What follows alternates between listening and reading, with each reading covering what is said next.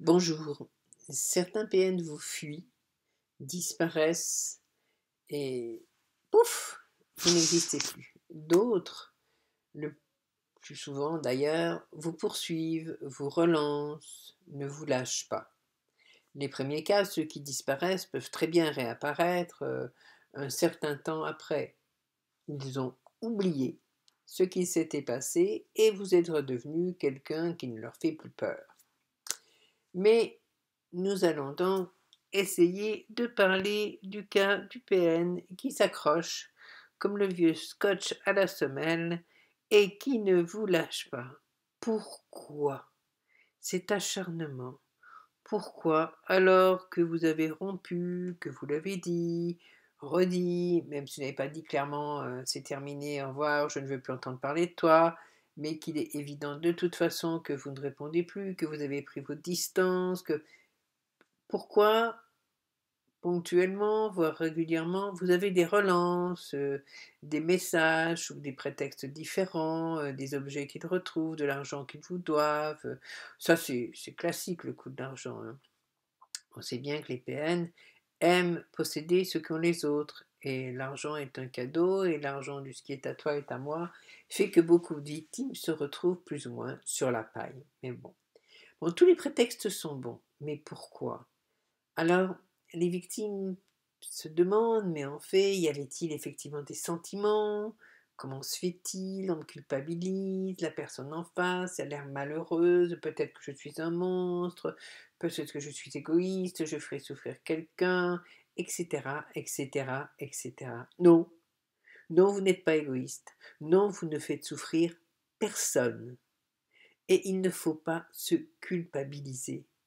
Il faut changer de monde, d'univers, de cerveau.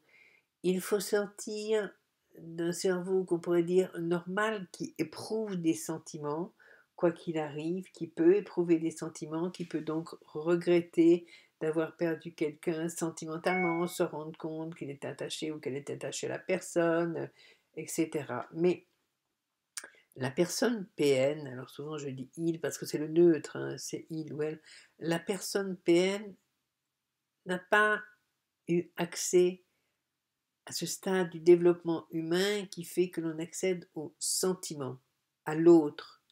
Le sentiment naît de la rencontre avec l'autre, en quelque sorte, hein. Quand l'enfant prend conscience qu'il n'est pas unique et comprend cette relation qu'il va naître avec son parent, ben, il crée la relation à l'autre, que son parent l'aide à créer. Dans le cas du PN, le parent n'a pas aidé à créer la relation à l'autre, celui qui l'a élevé il n'a pas aidé à créer la relation à l'autre, les circonstances ont fait ça. Donc l'autre, on n'oublie pas, dans la tête du PN n'existe pas. L'autre, c'est abstrait, c'est un concept, c'est une donnée à comprendre, tout comme le sentiment d'ailleurs pour les PN. À partir de là, pourquoi je relance l'autre si je suis PN? Parce que je ne me sens pas bien, parce que je ne me sens pas maître de la situation, parce que je ne me sens pas dominé, un être humain, je ne me sens pas le maître des ficelles que je vais tirer. Et c'est insupportable. Si je suis PN et que je me retrouve seule face à moi-même, je me retrouve face à mon vide existentiel, ce vide qui m'habite, cette sensation de n'être rien à l'intérieur. Insupportable, c'est pas possible. Être rien, c'est en même temps, je l'ai oublié, mais c'est tout au fond de mon subconscient, c'est être fragile, potentiellement victime, puisque le PN a été victime de l'adulte dans son enfance. Cet adulte qui ne lui a pas donné sa place, qui l'a étouffé, qui l'a absorbé, qui ne l'a pas laissé exister en tant que personne à part entière. Ça s'est marqué quelque part, même s'il s'est créé un monde dans lequel il a tout oublié, dans lequel il est le roi, un monde fermé. On dirait que, on aurait dit que, on disait que, voilà ces phrases d'enfants qui s'inventent un monde dans lequel ils deviennent le prince, la princesse et tout va comme ils veulent. Ce monde-là, PN le vit en permanence. C'est comme ça qu'il vit sa vie, qu'il la dirige, qu'il essaye de mettre les choses en place autour. Et dans ces éléments de son décor intérieur, il y a les humains qu'il croise. Il y a ceux qui ne parviendront, qui ne pourront pas, qui ne sont pas aptes et qu'il ne parviendra jamais à modeler. Et puis il y a ceux qui ont une faille, une fragilité dans laquelle il va pouvoir pénétrer et qui va parvenir à ramener dans son monde intérieur, à modeler, à ficeler, à diriger, à dominer, à manipuler. Cela, selon ses humeurs, selon ses émotions, parce qu'il a des émotions, selon la manière dont il se sent, dont il est perçu dans l'univers autour de lui, bien, mal, je suis le roi, bah non, mais là on ne me voit pas, j'existe pas. Cela, il va interagir avec d'une manière ou d'une autre. Au début, bien sûr, il faut qu'il les séduise, il faut qu'il les fascine, il faut qu'il les ensorcelle. Vous savez, c'est toujours l'histoire du serpent du livre de la jungle. Et confiance. Voilà, c'est ça. Hop, une fois qu'ils sont hypnotisés, une fois qu'on a commencé à leur faire perdre leur conscience de ce qui est juste, de ce qui est faux, de ce qui va, de ce qui ne va pas, une fois qu'on a commencé à les endormir, à les anesthésier, on peut les utiliser. Et puis un jour, pour une raison que PN ne comprend pas, ça ne marche plus. Qu'est-ce qui se passe? Qu'est-ce que j'ai raté? Je ne sais pas. La ficelle a cassé. Mon torturé préféré s'est enfui. Ma victime, mon encagé, mon sous-emprise, pouf, a filé. Mince, mais c'est pas possible. Je ne peux pas avoir perdu le pouvoir. Ça va pas. Il y a un truc à comprendre. Donc il faut que je me mette en réflexion et comme c'est pas possible, ça ne peut pas exister dans ma tête. Ce qui me dérange ne peut pas exister. Le monde, ne l'oubliez pas, doit être un petit monde parfait dans lequel je suis le roitelet ou la roitelette, dans lequel je dirige, dans lequel tout est comme je veux. Donc il faut que je rectifie ça. Donc dans mon monde, dans ma tête, rapidement, il n'y a rien de grave, il ne s'est rien passé, et la personne est toujours là pour moi, tient bien sûr toujours à moi, est toujours sous mon emprise, et je peux la ramener comme je veux. Donc je recommence, donc je téléphone, j'envoie des messages, si je suis un peu plus malin, j'envoie des mots, des lettres presque enflammées, un style très très littéraire d'ailleurs. Et très souvent, on se rend compte que ce style littéraire est complètement pompé ailleurs, chez un écrivain quelconque, chez un auteur qu'on a vu, qu'on a lu, et hop, on recopie la phrase, ça fait bien. Mon cœur s'enflamme, mon cœur est en peine, mon cœur machin bazar. Et dans ces mots, dans ces écrits, dans ces SMS, si on lit bien, on entend le type de phrase. Alors celle qu'on m'a rapportée récemment, c'est je fais ça parce que j'ai besoin de le faire. Je t'écris parce que j'éprouve le besoin, parce que j'ai besoin de le faire. J'ai besoin de t'écrire. C'est pas je t'écris parce que tu me manques. Je sais pas, je t'écris parce que je voudrais te dire que je regrette. Non, parce que j'ai besoin.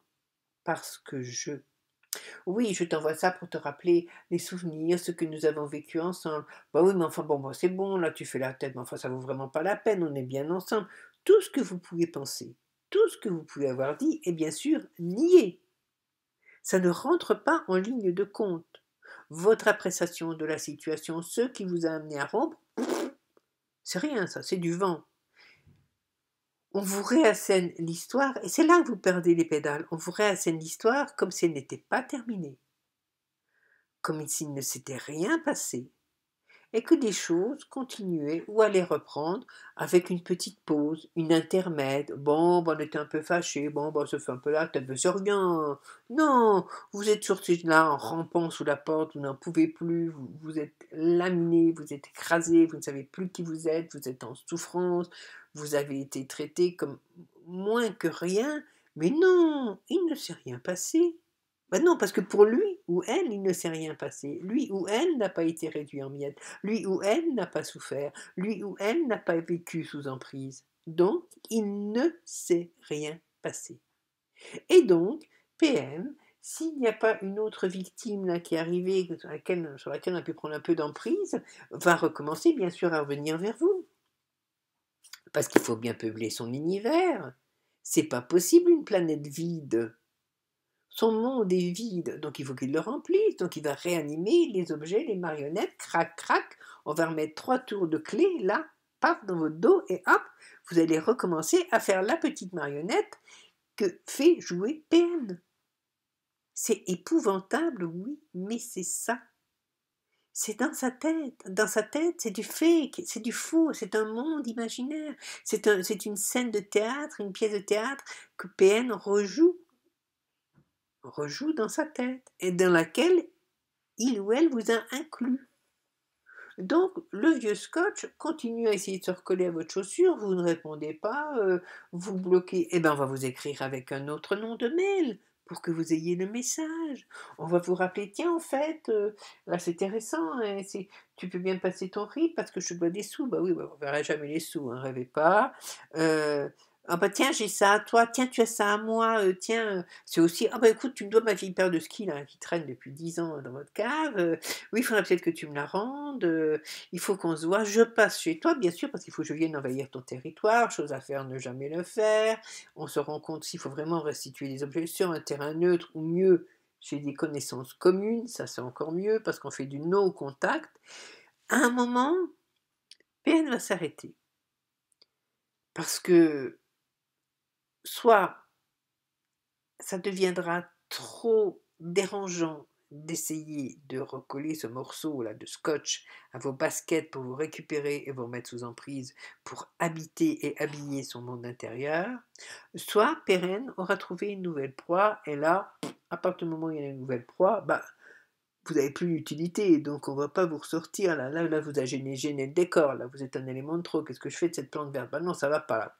Allez hop, je mets plus de plantes vertes, maintenant je mets des plantes grasses, je mets des cactus, donc non, ça va. Donc je vire cet élément du décor qui ne va pas du tout. Voilà. Mais en attendant, PN est là, PN revient, alors ne vous dites pas je suis un monstre, peut-être que je fais souffrir quelqu'un, je suis orgueilleux, non, non, non, non, non. Je ne marche pas dans le truc.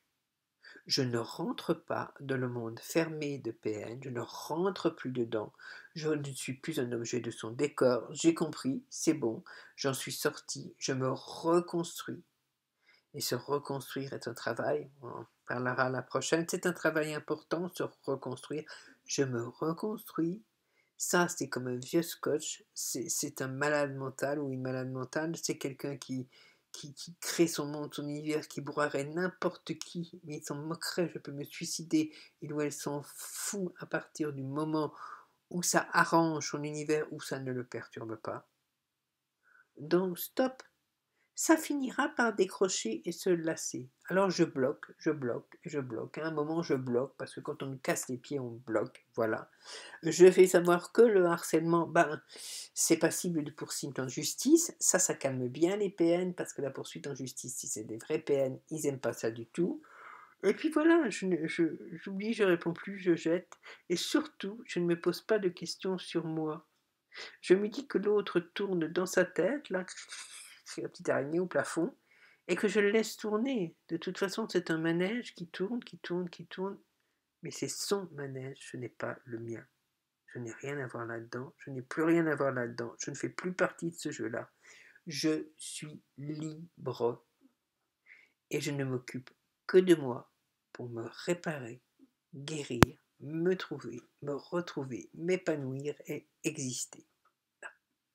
J'espère que ça vous aide un peu. Je sais que c'est très complexe pour la plupart des gens de comprendre cette attitude parce qu'on fait toujours référence à l'attitude de quelqu'un qui a un fonctionnement mental à peu près dans la norme, alors que là, on a un fonctionnement mental qui est hors norme. Il est totalement anormal. Il y a un trouble du développement, un trouble psychologique, un trouble mental grave qui empêche PN de se comporter comme quelqu'un d'à peu près standard, puisqu'il n'y a pas d'accès, l'autre n'existe pas, le sentiment n'existe pas.